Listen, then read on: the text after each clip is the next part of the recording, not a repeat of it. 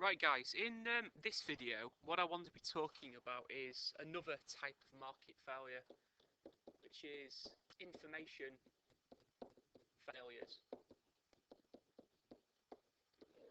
Okay, now all an information failure is, it's where either the buyer or the seller lacks full market knowledge. Okay, and it's normally linked to what we call asymmetric information. And all asymmetric information means is that either the buyer knows more than the seller, or the seller knows more than what the buyer does. And what this will often lead is to the prevention of people being rational in markets.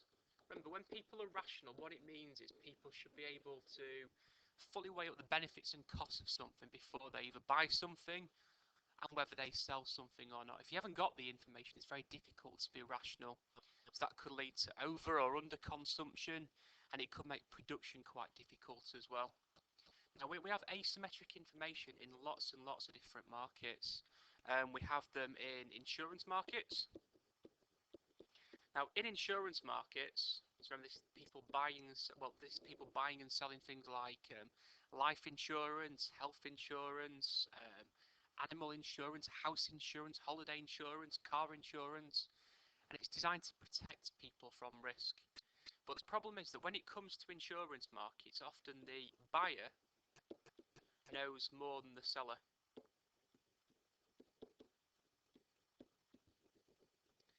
And what that will mean is then that the seller finds it very difficult to price people fairly for their insurance, because buyers are not going to tell the full truth when they fill in their application form for that insurance.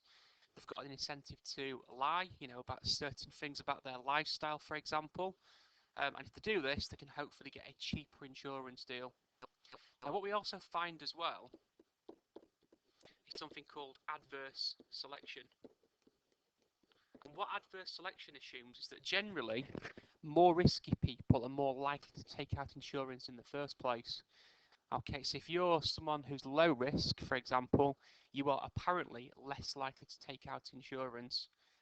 Now, whether that's true or not is debatable. You would argue that people who are not risky are more likely to take out insurance because they want to cover themselves against risk. But adverse selection is assuming that people who are more risky are more likely to take out insurance than people who are low risk. Now, we also have linked to this moral hazard. Okay, now what moral hazard does, we'll think about what insurance companies will do. When they decide what price to charge you for your insurance, they will charge you based on information that you submit. But the problem is when you get insurance, it changes your behaviour.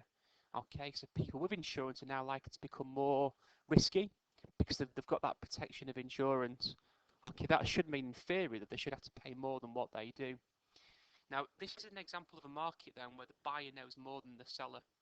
With asymmetric information though, normally the seller knows more than the buyer.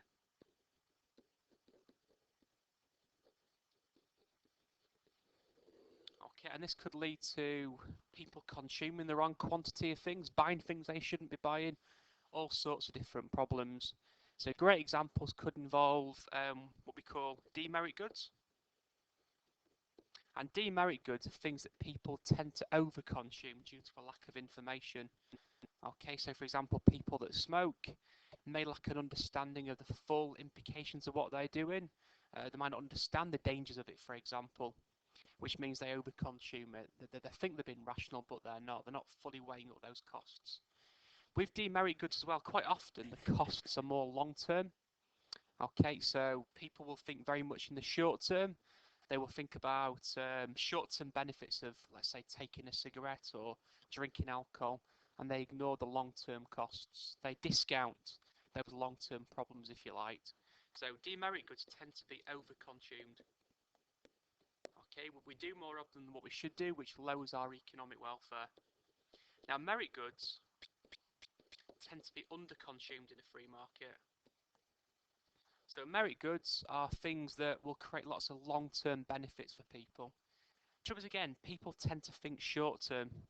Okay, so lots of merit goods. It could be eating healthy food, for example. It could be, consuming more education, pension schemes. these things will create very much long-term benefits. In the short run, the benefits are quite minimal. So people again will think, you know what, live for today. I'm not thinking about those long-term benefits. Also, as well with merit goods, people don't always understand or appreciate the full extent of these benefits that can create for them, which again leads to them under-consuming. Okay, now other examples which tie in with information failure that you could talk about are things like the second-hand car market. And it's sort of linked to the peach and the lemon idea. A peach is a nice sweet car, one that will do really, really well for you. A lemon is a bit bitter, but on the surface it looks fine. Okay, it's a bit sour, leaves a sour taste in your mouth. When people buy these types of vehicles, they know a lot less information about those cars than what the seller does, which again could lead to people buying the incorrect product. And if people can't tell the peaches from the lemons, it could lead to the market collapsing. Okay, because buyers don't know what they're buying, so sellers struggle to sell cars to people for that reason. It can also occur in healthcare markets. Okay, so in a private healthcare world where people pay for their healthcare is provided for profit by firms. When people go into hospitals, they don't always fully understand what's wrong with them. It's possible people could be missold health. Okay, so they might be buying things they don't actually need in the first place. One final thing I will talk about, which does link in with the insurance market as well. A good recent example is PPI, Payment Protection Insurance. When people took out payment protection insurance, quite often the seller knew a lot more about that insurance than what the buyer did. Many people bought it later to realise it offered them no kind of cover or benefit at all. So again, it led to people being missold insurance.